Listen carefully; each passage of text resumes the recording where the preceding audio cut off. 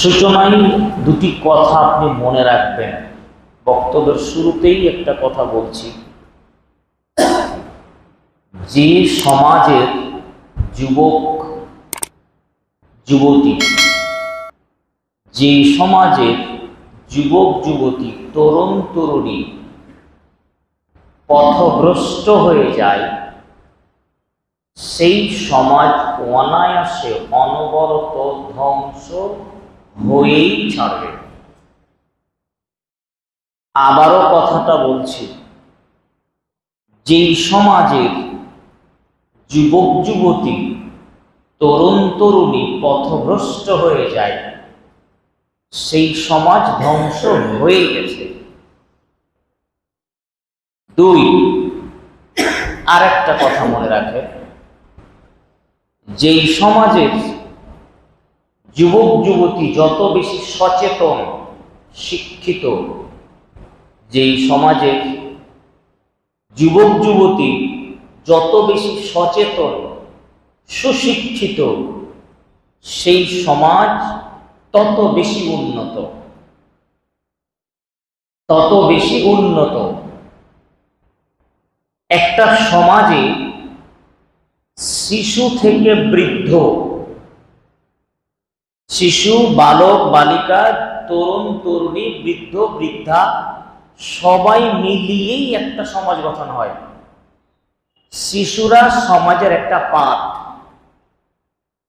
বালক বালিকা সমাজের একটা পার্ট, কিশোর কিশোরী সমাজের একটা অংশ,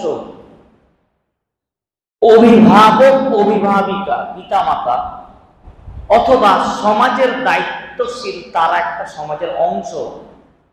অনুরূপ যদি সমাজের পিলার, খুঁটি, খাম্বা ধরে নেওয়া হয় কাউকে, যে সমাজের মূল খুঁটি খাম্বা যদি কেউ থাকে, তাহলে এরা হলো যুবকেরা, যাদেরকে ছাড়া কোনো ফাউন্ডেশন কল্পনা করা যায় না। এই যে একটা বিল্ডিং এর, মসজিদের ভিতরে আমরা আছি, এই বিল্ডিং এর ছাদটা যদিও আমরা দেওয়ালে দেখতে পাচ্ছি, তো বিল্ডিং এর ছাদ তার মূল ফাউন্ডেশনের উপর দাঁড়িয়ে আছে। সমাজকে গঠন করতে হলে, সমাজকে সুশীল বানাতে হলে, সমাজকে সচেতন করতে হলে, সমাজকে এগিয়ে নিয়ে যেতে হলে, আদর্শ সমাজ গঠন করতে হলে, আপনাদের মতো তরুণ আর যুবকরা যদি সমাজের সাথে না থাকে, সমাজের পাশে না থাকে, সমাজে না থাকে, ওই সমাজ কোনোদিন কখনোই সুশীল আদর্শ সমাজ হতে পারে না, পারে না, পারে না। এত গুরুত্বপূর্ণ ভূমিকা পালন করে যুবক আর যুবতী, তরুণ তরুণী, যুবকেরা। যুবকদের নিয়ে কত কবি কবিতা লিখেছেন, কত উপন্যাসিকও তার উপন্যাস লিখেছেন। আল্লাহ তাআলাও কোরআনে এক শ্রেণীর যুবকদের প্রশংসা করেছেন। সূরা আল কাহফ নামে একটি সূরা রয়েছে, 18 নম্বর সূরা। এই সূরায় একটি ঘটনা আল্লাহ তাআলা বর্ণনা দিতে গিয়ে কিছু যুবকের প্রশংসা করেছেন। তারা কিন্তু যুবক। নবী করিম সাল্লাল্লাহু আলাইহি সাল্লাম যুবকদের বিষয়ে উল্লেখ করে বললেন, সাবআতুন ইউযিল্লুহুমুল্লাহু ফি যিল্লিহি ইয়াওমা লা ইউযিল্লু ফি ইল্লা যিল্লুহু। আল্লাহ তাআলা কিয়ামতের মাঠে তার বান্দা বান্দীদের মধ্যে থেকে 7 শ্রেণীর মানুষকে আল্লাহ ছায়া দান করবেন। তার ভিতরে দ্বিতীয় শ্রেণীর কথা আল্লাহ বলছেন, ওয়াতাশাবুন নাশা ফি ইবাদাতিল্লাহ। ওই সব যুবকেরা যারা তাদের যৌবনকালকে আল্লাহর ইবাদতে পার করে। রাসূল সাল্লাল্লাহু আলাইহি ওয়াসাল্লাম যুবকের বিষয়টি এইভাবে এখানে উল্লেখ করলেন। আমরা মূলত আলোচনা করতে চাচ্ছি আদর্শ সমাজ গঠনে যুবকদের কি করণীয়। আপনি যুবক হিসাবে তরুণ ভাই হিসাবে আপনার সমাজের জন্য আপনি কি করবেন, এটা হচ্ছে সহজ কথা। আপনার কিছু করণীয় আছে কি? আমি শুরুতে কি কথা বলেছি? শিশুরা সমাজের একটা পার্ট, বৃদ্ধ বৃদ্ধা যেমন সমাজের একটা অংশ পার্ট, তেমন সমাজের সবচেয়ে গুরুত্বপূর্ণ পার্ট আর অংশ কারা বললাম? যুবকেরা। যুবকেরা, এদের ছাড়া সমাজ কখনোই গঠন হতে পারে না। মূল ভিটা ফাউন্ডেশন, এদের উপরেই সমাজ ডিপেন্ড করে। না আমি বুঝাতে পারছি কিনা, কথা ভালো করে আবার বলছি শুনেন।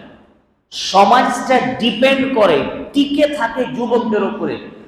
যেই সমাজের যুবকেরা চাইবে যে আমাদের সমাজকে আমরা খারাপ দিকে নিয়ে যাব, তো সমাজটা খারাপ হয়ে যাবে। যেই সমাজের যুবকেরা চাইবে আমাদের সমাজকে আমরা ভালো করব, তো ওরা তাদের সমাজকে ভালো করতে পারে। তাহলে এই সমাজটা কাদের উপর নির্ভর করছে? যুবকের উপর নয়। এই জন্য বললাম আমি যে যুবকরাই হচ্ছে সমাজের মূল ফাউন্ডেশন, মূল কর্তা। যারা বৃদ্ধ আছেন, যারা বয়োজ্যেষ্ঠ আছেন, তারা যুবকেরাকে পরিচালনা করবেন। কেন? তারা ওই বয়সটা পার হয়ে এসেছেন। তারা বুঝবেন যে যুবকেরা এখন ভুল পথে যেতে পারে, ভুল সিদ্ধান্ত নিতে পারে। সিদ্ধান্ত নিবে বয়োজ্যেষ্ঠ, অভিজ্ঞ, সুশিক্ষিত মানুষের সমাজে, কিন্তু বাস্তবায়ন করবে, মাঠ করবে কারা? যুবকেরা। সহজ কথা বুঝলে না? প্রত্যেক টিমের একটা কোচ থাকে না? কোচ কি খেলে না খেলায়? খেলায়, কোচিং দেয়, কিন্তু খেলে কারা? যারা প্লেয়ার, যারা খেলোয়াড়। আপনারা যুবক, আমরা যারা যুবক যুবতী, আমরা হচ্ছে মাঠের খেলোয়াড়, কিন্তু কোচিং দিবে পিছন থেকে কারা? ওই অভিজ্ঞ মানুষেরা। তো মাঠ, মূল মাঠটা দখল তো আমাদের। আমরা নেই, খেলোয়াড় নেই, খেলা নেই। খেলোয়াড় নেই, খেলা নেই, খেলার অস্তিত্ব নেই। ও কোচিং একলা থেকে কি করবে? এই জন্য আমি বললাম যে পুরো সমাজ ডিপেন্ড করছে, নির্ভর করছে আপনাদের মতো তরুণদের উপরে, যুবকদের উপরে। আপনারা যদি চান যে আমাদের সমাজকে আমরা আদর্শ গঠন করব, ইনশাআল্লাহ হবে। আর যদি আপনারা মনে করেন যে যেদিকে যাবি যা, আমার কিরে, তাহলে পরে সমাজ এক নিমিষে ধ্বংস হয়ে যাবে। একটা উদাহরণ দিয়ে আমি আলোচনায় যাচ্ছি কি করতে হবে। নোমান ইবনে বাশশার রাদিয়াল্লাহু তাআলা আনহু বলেন, রাসূল সাল্লাল্লাহু আলাইহি ওয়াসাল্লাম এক উদাহরণ পেশ করলেন একটি দ্বিতল বিশিষ্ট পানি জাহাজের। দোতলা পানি জাহাজ, একতলা নিচে একতলা উপরে, পানি জাহাজ, স্টিমার। পাইপ লাইন দিয়ে পানি জাহাজের পানির ব্যবস্থা করা আছে ওপর তলায়। নিচু তলার মানুষদের যখন পানি প্রয়োজন হয়, দোতলায় গিয়ে পানি আনে। বারবার যখন নিচু তলার মানুষেরা ওপর তলায় পানি আনতে যায়, ওপর তলার মানুষেরা বিরক্ত হয়ে গেছে। বিরক্ত হয়ে কিছু বলেছে, এই কেন পানি আনতে আসে, এই সেই ইত্যাদি। নিচু তলার যারা আছে জাহাজে, তারা বলছে, আরে উপর তলায় পানি আনতে যাচ্ছি, ওরা বারবার বিরক্ত হচ্ছে। আমাদের নিচেই তো পানি, আমাদের নিচেই তো পানি, যাবো না উপরে পানি আনতে। জাহাজ ফুটো করে পানি বের করে দেবো, যা। জাহাজ ফুটো করে পানি বের করে দিবে। হাতে একটা কুড়াল নিয়ে জাহাজ ফুটো করতে শুরু করেছে, পানি নিবে তাই। নবী করিম সাল্লাল্লাহু আলাইহি সাল্লাম বলছেন, যদি এখন উপর তলার মানুষেরা এসে নিচু তলার মানুষের হাতটাকে ধরে নিয়ে কুড়ালটা কেড়ে নেয়, নাজ্জুহু ওয়া নাজ্জু আনফুসাকুম, নিজেকেও বাঁচাবে, জাহাজের যারা আছে সবাইকে বাঁচিয়ে নেবে। ওয়া ইন তারাকুহু, উপর তলার লোকেরা যদি বলে, আরে আমরা উপর তলায় আছি, তোরা নিচু তলায় আছিস, জাহাজ ফুটা করছিস, তা আমাদের কি, তোরা ডুববি। উপরতলার লোকেরা মাজবে?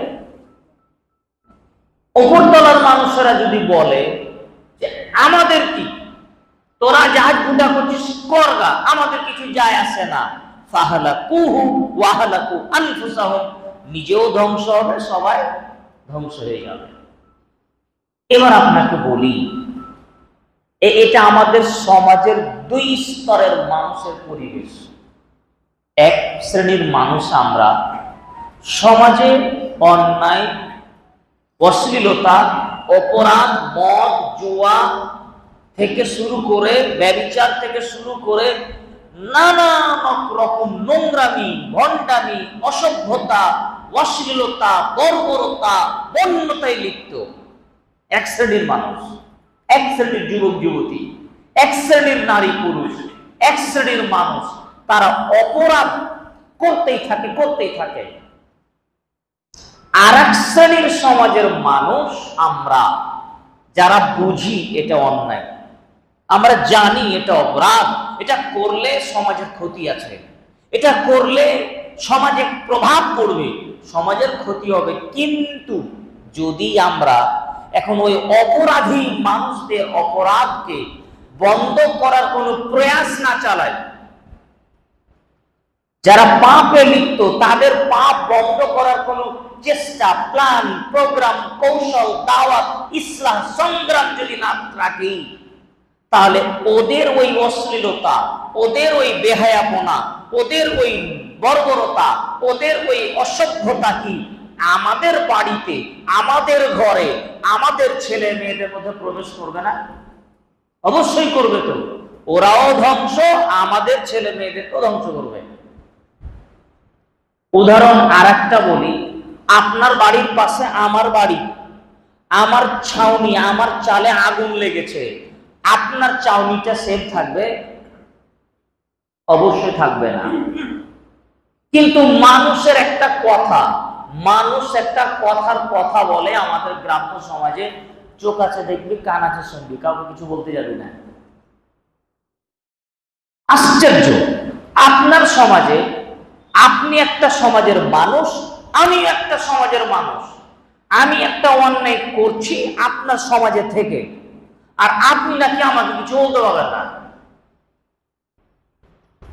আপনার সমাজে লোকটা বাস করে, আপনার বাড়ির পাশে থাকে, আপনার মেয়েকে টোন টিটকারি মারে, আপনার ছেলেকে খারাপ পথে নিয়ে যায়, তাও আপনি নাকি তাকে কিছু বলতে পারবেন না।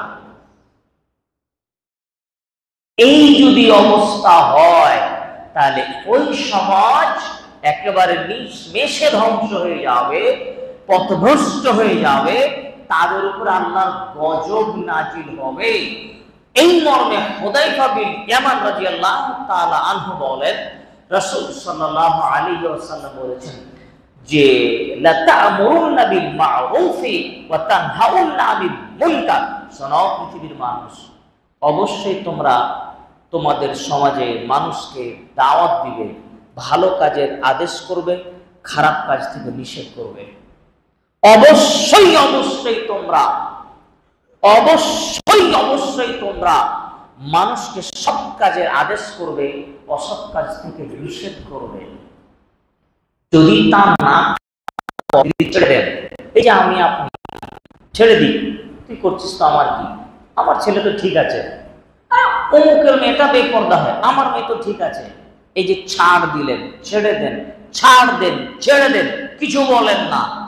আল্লাহ রাসূল সাল্লাল্লাহু আলাইহি ওয়াসাল্লাম বলেছেন, যখন মানুষ এরকমটা করবে না, লা ইউশিকান্নাল্লাহ আন ইয়াবআসা আলাইকুম ইকাবান মিনহু, অবশ্যই ওই জাতির উপরে, ওই সমাজের উপরে, ওই গোত্রের উপরে, ওই এলাকার উপরে আল্লাহর আযাব নাজিল হবে, আল্লাহর গজব নাজিল হবে। সুম্মা তাদউনাহু, তখন মানুষেরা আল্লাহর কাছে দোয়া করবে, আল্লাহ আমাদের বাঁচাও, গজব নাজিল হয়েছে, ফালা ইস্তাজাবা লাকুম, কোনো দোয়া কবুল হবে না। মানে আপনার সমাজে অন্যায় অপরাধ হয়, সমাজ ধ্বংসের পথে যায়, সমাজ পথভ্রষ্ট হয়ে যায়, আর আমি আর আপনি যারা বুঝি সচেতন মানুষ, তারা যদি ওই সমাজকে গঠন করার, সুশীল করার, শান্ত করার, পরিবেশকে সুখময় করার ভালো করার কোনো চেষ্টা, সংগ্রাম, জিহাদ, দাওয়াত না করি, তাহলে আমিও ওই পাপে, ওদের পাপে আমিও ধ্বংস হব। সুতরাং সমাজ গঠন করার দায়িত্ব আপনার, আমার, তার, এর, ওর, সকলের, নারী পুরুষ সবার সমাজ, যেই সমাজে বসবাস করে তারই দায়িত্ব হলো সমাজকে আদর্শবান করা। যে সমাজে বসবাস করে তারই উচিত, তার দাবি, তার অধিকার হচ্ছে যে সে তার সমাজকে ঠিক করবে। ও সমাজে বাস করবে আর সমাজকে ঠিক করবে না? আপনি যেই বাড়িতে থাকবেন সেই বাড়ির ভালো মন্দে আপনি থাকবেন না? এটা হতে পারে? আপনার পরিবার, সমাজ একটা পরিবারের মতো। তো যেই সমাজে আপনি বাস করছেন সেই সমাজে কিছু খারাপ হোক না, আপনি বাধা দিবেন না? যেই সমাজে আপনি বাস করেন সেই সমাজের ভালো কিছু করার জন্য আপনার কোনো ইচ্ছা শক্তি থাকবে না? সেই সমাজের মানুষ কিছু একটা বিপদে পড়ে থাকবে, তাকে আপনি উদ্ধার করার চেষ্টা করবেন না? এটা হতে পারে না। আপনি ওই সমাজের মানুষ, আপনাকে মানুষের পাশে থাকতে হবে। এবার আসি আমাদের কি করব আমরা।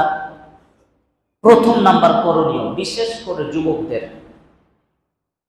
প্রথম করণীয় হচ্ছে, যারা আমরা সমাজ নিয়ে চিন্তা করি, সমাজ সচেতন মানুষ, সুশীল মানুষ, ভদ্র মানুষ, আমরা সমাজের চিন্তা মাথায় আমাদের থাকে, আমরা সমাজ নিয়ে ভাবি কিভাবে আমার এই পরিবারটাকে আমি ঠিক করতে পারি, কিভাবে আমার গ্রামের মানুষকে আমি দাওয়াত দিতে পারি। আমার প্রতিবেশীর ছেলেটা নামাজ পড়ে না, আমার প্রতিবেশীর মেয়েটা নামাজ পড়ে না, অবৈধ সম্পর্ক লিপ্ত, মন থেকে ভিতরে কুরে কুরে খায়। এইরকম যারা আমরা মানুষ, যারা আমরা সমাজ সচেতন, সুশীল, ভদ্র মানুষ, তারা আমরা সমাজ পরিবর্তন করতে চাইছি। মনে রাখবেন, যারা সমাজ পরিবর্তন করার ইচ্ছা রাখে, যারা সমাজ পরিবর্তন করতে চায়, তারা যেন আগে নিজেকে পরিবর্তন করে।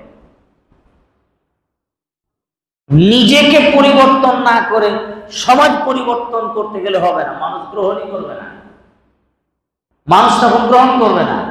আমি নিজেই নামাজ পড়ি না, আর এক ভাইকে বলো ভাই নামাজ পড়ো তুমি, আমাকে তো পিটাবে। সমাজ পরিবর্তনের দায়িত্ব ভার কাদের উপরে? যুবকদের উপরে। শুরুতে বললাম ওরা সমাজের মূল, তাহলে সমাজ, যুবক যেদিকে যায় সমাজ সেদিকে যায়।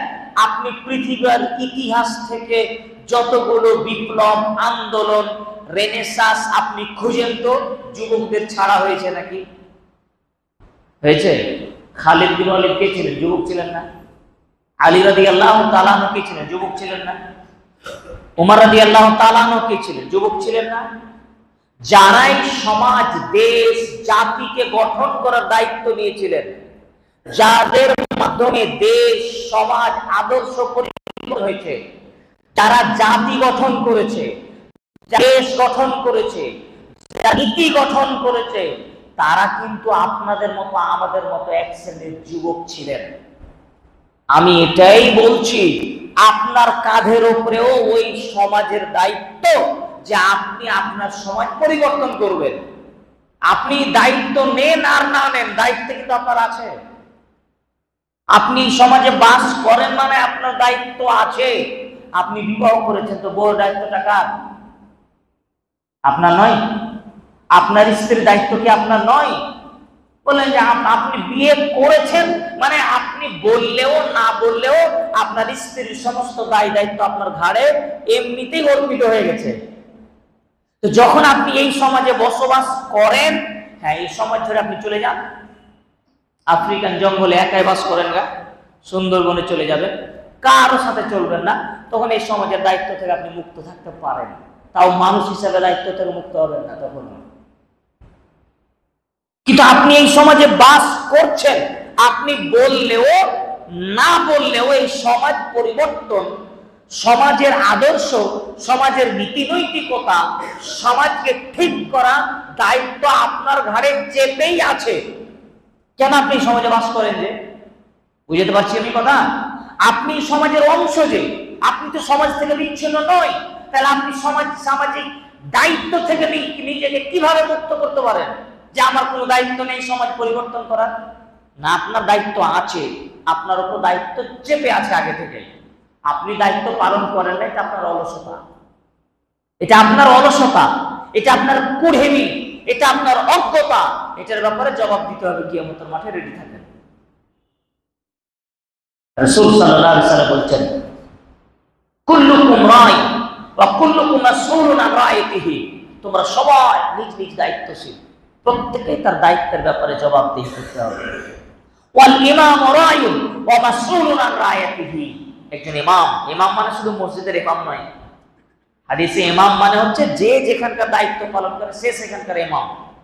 হেডমাস্টার মশাই তার স্কুলের ইমাম, একজন গ্রাম্য সরদার তার সমাজের তার জামাতের ইমাম, একজন মেম্বার মশাই তার অঞ্চলের তার ইউনিটের ইমাম, একজন প্রধান সাহেব তার পঞ্চায়েতের ইমাম। যে যেখানে যে দায়িত্ব পালন করে সে সেখানকার ইমাম। আপনি আপনার বাড়ির ইমাম। তাহলে এই সমাজের যা দায়িত্ব যারা পালন করে, পরিবারের যারা দায়িত্ব পালন করে, সবাইকে জবাবদিহি করতে হবে তার দায়িত্বের ব্যাপারে। কিসের দায়িত্ব বলেন তো? আল্লাহ কি এমন কিছু দায়িত্ব দিয়েছেন হাট বাজার করার, কেনাকাটার করার, যেটা তুমি করবা? জমি জায়গার কার কিছু না তো।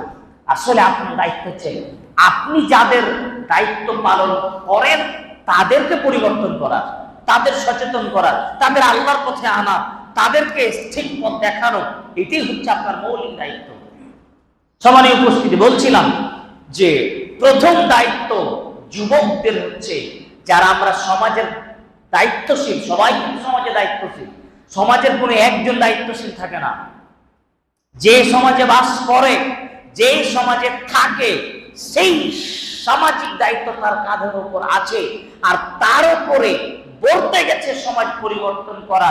কিন্তু যখনই আপনি সমাজ পরিবর্তন করতে চাচ্ছেন, মানসিকতা রেখেছেন আগে নিজেকে পরিবর্তন করেন। নিজেকে পরিবর্তন করলেই তো সমাজ পরিবর্তন। নিজেকে পরিবর্তন করলেই তো সমাজ পরিবর্তন। তাহলে নিজেকে থেকে শুরু করবেন। এক নাম্বার, নিজের পরিবর্তনটা আনুন আগে।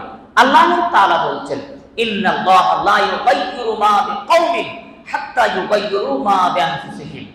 ওই জাতিকে আল্লাহ তাআলা পরিবর্তন করেন না যে জাতি নিজেকে না পরিবর্তন করেছে।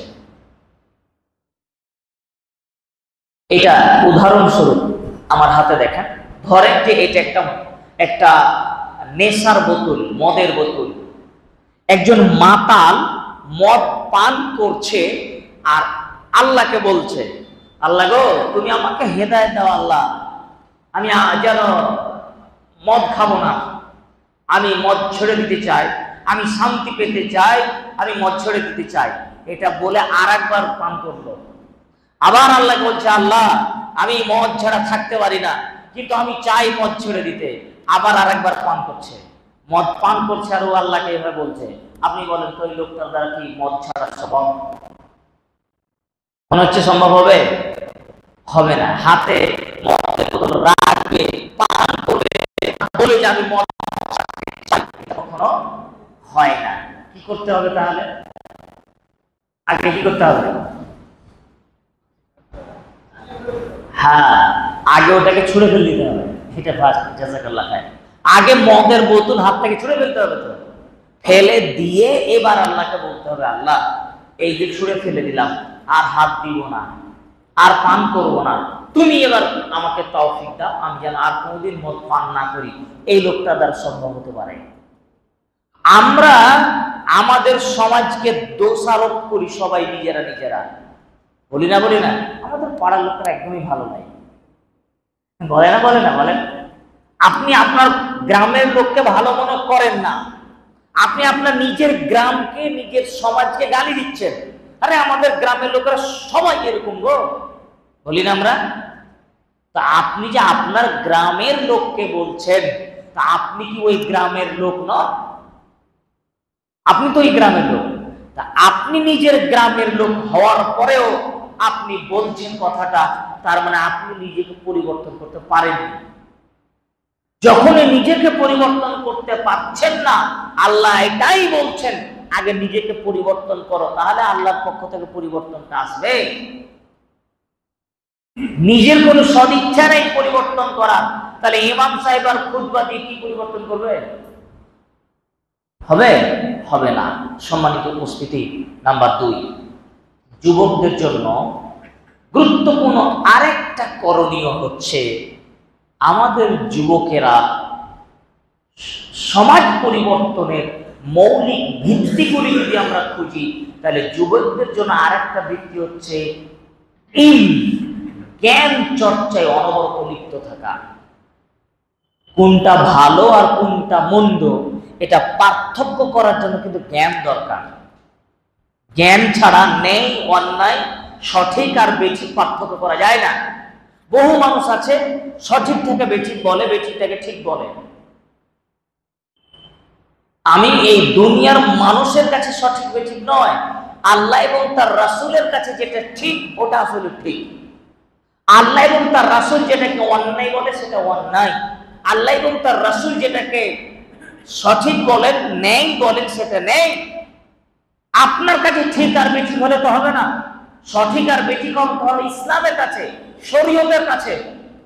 কিন্তু মানুষ আমরা নিজের বিবেক দিয়ে ন্যায় আর অন্যায় পার্থক্য করি। এই যে নিজের বিবেক দিয়ে, নিজের বুদ্ধি দিয়ে আপনি একটাকে ঠিক বানাচ্ছেন, বেঠিক বানাচ্ছেন, এটা দিয়ে সমাজ পরিবর্তন হবে না, সমাজ কুপথে চলে যাবে, হবে না। এই জন্য যুবক যদি চায় সমাজ পরিবর্তন করতে, তাহলে আগে তুমি খাতার কলম উঠাও। তোমার মোবাইল দিয়ে পরিবর্তন হবে না। খাতা কলম লাগবে, পকেটে কলম থাকবে। মোবাইল থাক আর না থাক ওটা পরে, কিন্তু কলম থাকতে বাধ্য। তোমাকে ইলম অর্জন করতে হবে, এমনই জ্ঞান অর্জন করবা, তোমার জ্ঞানের আলোতে সমাজ পরিবর্তন হবে। তোমার জ্ঞানই নেই, মানুষ তোমাকে কি দাম দিবে? 4 পয়সা দাম দিবে না, কথাই শুনবে না। একটা জ্ঞানহীন মূর্খ মানুষের কথা মানুষ শুনবে? কখনোই শুনবে না। মানুষ ফোকাস করবে তার ইলমের দিকে, তার জ্ঞানের দিকে। এটা মানুষ চায়, যেটা জ্ঞানী মানুষ তার কথা আমরা শুনব। সুতরাং যুবকদের উচিত হবে ইলম চর্চায় মানে নিয়োজিত থাকা, ইলম চর্চায়, জ্ঞান চর্চায়। বিশেষ করে এমন কতিপয় জ্ঞান, যেই জ্ঞানের মাধ্যমে শিরক, বিদআত, তাওহীদ, সুন্নাহ, হালাল, হারাম এই সব বিষয়ের মৌলিক জ্ঞান যেন থাকে একজন মানুষের ভিতরে।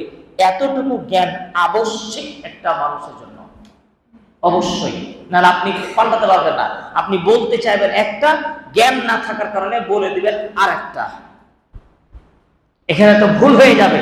তখন সমাজ আপনার দ্বারা নিয়ত আপনার ঠিক থাকলেও ভুল পদক্ষেপ হবে ইলম না থাকার কারণে, তখন বিপথে যাবে সমাজ। অনেক বড় বড় ভুল সিদ্ধান্ত হয়। একটা ভুল সিদ্ধান্ত দেখাবো আপনাকে, সামাজিক জ্ঞানের একটা। দেখেন, কোন এক জায়গায় আমি ছিলাম 5 বছর দীর্ঘ।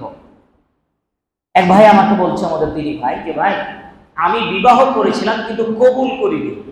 কবুল যেরকম করায় না মৌলানা সাহেবের, কবুল করানো হয়নি, কিন্তু দুজনে রেজিস্টার খাতায় রেজিস্টার করে, দুজনেই মানে বাপ মায়ের উভয়ের সবার সম্মতিতে যেমন রেজিস্ট্রি হয় এরকম রেজিস্ট্রি হয়েছে। রেজিস্ট্রি হয়েছে কিন্তু সরাসরি মুখে কবুল এটা বলি। আমিও সিগনেচার করেছি, আমার বউ সিগনেচার করেছে, সবই যেমন রেজিস্টার হয়েছে। এবার কেছে যেহেতু কবুল করাকরণ হয়নি সরাসরি মুখে, তারপরেও আমি আমার বউকে আমার বাড়িতে নিয়ে এসেছিলাম 2-3 দিনের জন্য। এই যে আমার বউকে আমি নিয়ে এসেছিলাম, এইটা যখন আমার গ্রামের মডল সর্দার জানলো, এদের মাথা খারাপ। আরে বলে কি, তো কবুল করেনি, বউলে চলে গেছে। এই জন্য আমার উপর মানুষ বসিয়ে বিচার ডাকা হলো, আর বিচারে সালিসে জরিমানা করা হলো 2 মণ লাড়ু। 1 মণ সমান কত কিলো? 40 কিলো। 2 মণ মানে 80 কিলো লাড়ু ওকে জরিমানা করা হলো। তারপরে 2 সপ্তাহ পর্যন্ত ওই লাড়ু ওদের জামাতের মানুষ খাওয়ার পর, পরের দিন 2 সপ্তাহ পর তখন ওকে গিয়ে বলছে, তোকে আমরা জামাত থেকে বাদ দিয়ে দিয়েছি, লাড়ু টাড়ু খেয়ে। কেমন জ্ঞানহীন মানুষ, বুঝতে পারছেন কথাটা? 1 নম্বর কথা। আচ্ছা, ছেলেটা তার বউকে নিয়ে গেছিল, এটা কি শরীয়ত সম্মত না অসম্মত বলেন? কি মনে হয় আপনাদের? কেন পড়া হয়নি? একটা বিয়ের জন্য কয়টা শর্ত লাগে জানেন? 3টে।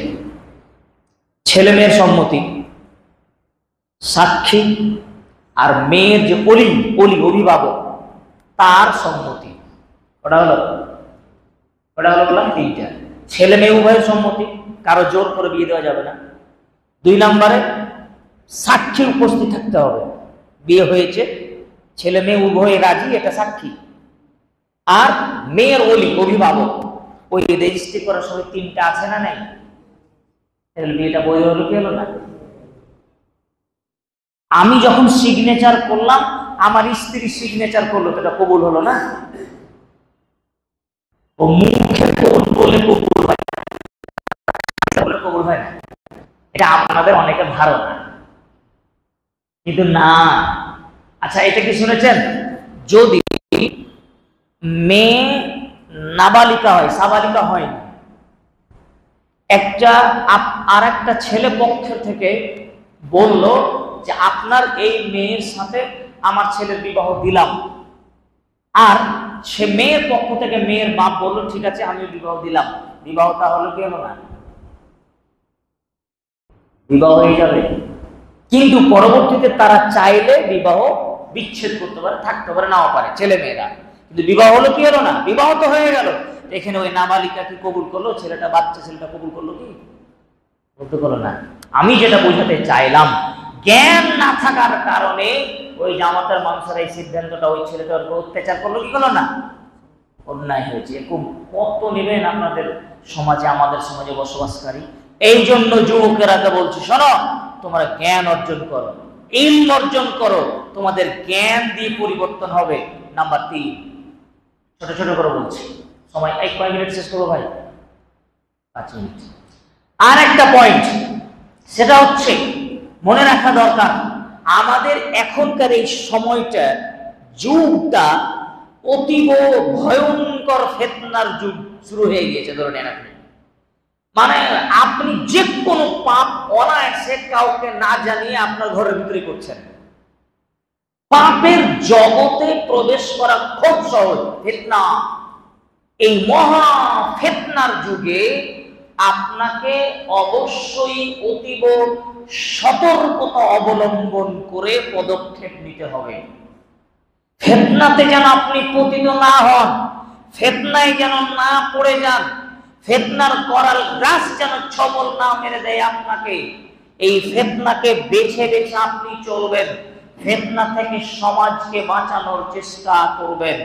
5, এক কথায় শেষ করে দিচ্ছি। আর একটা ভয়ঙ্কর বিষয় হচ্ছে, যুবক যুবতী, তরুণ তরুণী যারা আছে, তাদের জন্য বিশেষ উপদেশ স্বরূপ নিতে পারেন, আর সামাজিক করণীয় হিসাবে আপনি নিতে পারেন। সেটা হচ্ছে অবৈধ সম্পর্কের ভয়াবহতা। এই অবৈধ সম্পর্কে পুরো সমাজকে দিনের পর দিন নষ্ট করছে ভাই, পুরো সমাজকে। বিবাহিত নারী পুরুষেরাও বিবাহ বিচ্ছেদ হয় না, এক স্বামীর আন্ডারে আছে সে, তারপরেও আর এক ছেলের সাথে চলে গেছে, দিয়ে এখনো আছে, জেনা করছে। ভয়ঙ্কর পাপ। সমাজ সচেতন করতে হবে, যুবক সাবধান হও। এই যে অবৈধ সম্পর্কের খেলা, যে রং, এগুলো থেকে সমাজকে সচেতনতার জন্য তোমাকে পদক্ষেপ নিতে হবে জরুরি ভিত্তিতে।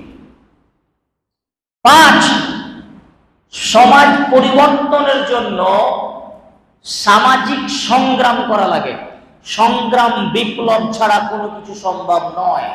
আপনি যে মানুষকে বুঝাবেন, মানুষকে কোরআন হাদিসের পথে ডাকবেন, মানুষকে আল্লাহ রাসূলের পথে ডাকবেন, এটা আপনি কি ভাবছেন যে এখানে করে বললাম, মাইকে বললাম আর গোটা সমাজ পরিবর্তন হয়ে যাবে? না, এটা তো জাস্ট একটা সচেতন সভা আপনারাকে উদ্বুদ্ধ করার জন্য, যেন আপনারা এই কাজে উচ্চে পড়েন, লেগে পড়েন সমাজ পরিবর্তন করার জন্য। এটা কিন্তু পরিবর্তনের মূলধারা নয়, পরিবর্তন এটা কোচিং। এখান থেকে গিয়ে মাঠে কাজ করবেন, ওটা হচ্ছে বাস্তব ফিল্ড। গ্রামে গিয়ে, বাড়িতে গিয়ে, এলাকায় গিয়ে মানুষজনকে ধরে ধরে, ছেলে মেয়েদের ধরে ধরে আপনাকে বুঝাতে হবে পাপ কি জিনিস, নেকি কি জিনিস, অন্যায় কোনটা, ন্যায় কোনটা, ধরে ধরে বুকে হাত জড়িয়ে ধরে মাথায় হাত দিয়ে ভাই বলে বোন বলে সম্বোধন করে বন্ধু বলে দিয়ে গিয়ে চায়ের দোকানে চা পান করিয়ে প্রয়োজনে পকেট থেকে টাকা খরচ করে হলেও একটা সমাজের মানুষকে পরিবর্তন করতে হবে। এইটা আপনাকে ফিল্ডে কাজ করতে হবে, বাস্তব মাঠে। যখনই এটা কাজ করবেন, আপনাকে আর একটা কথা বলছি, যখনই বাস্তবে কাজ করবেন, সমাজের মানুষ অধিকাংশতে পথভ্রষ্ট, অধিকাংশতে খারাপ, কিন্তু আপনি যখন নিজের কাছ থেকে তাদের প্রতি দাওয়াত দিবেন, ভালো কাজের পরিবর্তন করতে চাইবেন, বিশাল একটা ঝড়ের অপেক্ষা করেন, ঝড়ের অপেক্ষা করেন। যখন কিছু করতে চাইবেন, তো সামাজিক যারা শত্রু, সমাজের যারা এক শ্রেণীর কুলাঙ্গার মানুষ থাকে সমাজে, ওরা ভালো হবে না, সমাজকে ভালো করতেও দিবে না, ও নিজেও ভালো হবে না। আপনি যদি ভালো হন, আপনাকে ভালো হতে দিবে না। সমাজে কিছু ভালো করেন তো আপনাকে করতে দিবে না। নানা রকম বাধা বিপত্তি, গালি, বদনাম, মার, সব ধরনের যত কলা কৌশল করে আপনার বিরুদ্ধে খাড়ো করবে। তখন আপনি কি করবেন? আল্লাহ তাআলা লোকমান হাকিমের কথা বলতে গিয়ে বলছেন, লোকমান হাকিম তার ছেলেকে বলছেন, বুনাইয়া, হে আমার আদরের সন্তান, ওয়া'মুর বিল মা'রুফ ওয়ানহা আনিল মুনকার ওয়াসবির আলা মা আসাবাক। আদরের সন্তান, তুমি মানুষকে ভালো কাজের কথা বলবা, অন্যায় কাজ থেকে বাধা দিবা, আর পরেই বলছে যখনই তুমি এই দুটা করবা, ভালো কাজের কথা বলবে, খারাপ কাজ থেকে নিষেধ করবে, তারপর তুমি ধৈর্য ধারণ করো। কেন? ভালো কাজের কথা বললে, অন্যায় কাজ থেকে নিষেধ করলে মানুষ এটা সহজে মেনে নেয় না। নবী রাসূলকে মেনে নিয়ে আপনাকে মেনে নেবে? রাসূল সাল্লাল্লাহু আলাইহি ওয়াসাল্লামকে গ্রাম থেকে, এলাকা থেকে বের করে দিয়েছে, তা আপনি আর আমি কে গো? ওটাও রেডি থাকতে হবে যুবকেরাকে। কিন্তু যুবক যেহেতু এদের শির দ্বারা শক্ত, মন মেজাজ শক্ত, এই জন্য এদেরকে স্ট্রং করে দেওয়ালের মতো খাড়িয়ে থাকতে পারবে। এরা পারবে সমাজের বাতাসকে পরিবর্তন করে দিতে, সমুদ্রের উত্তাল ঢেউর পরিবর্তন ঘটাতে পারবে। সুতরাং পরিবর্তন হওয়ার জন্য আপনাদের বিশেষভাবে অনুরোধ করছি।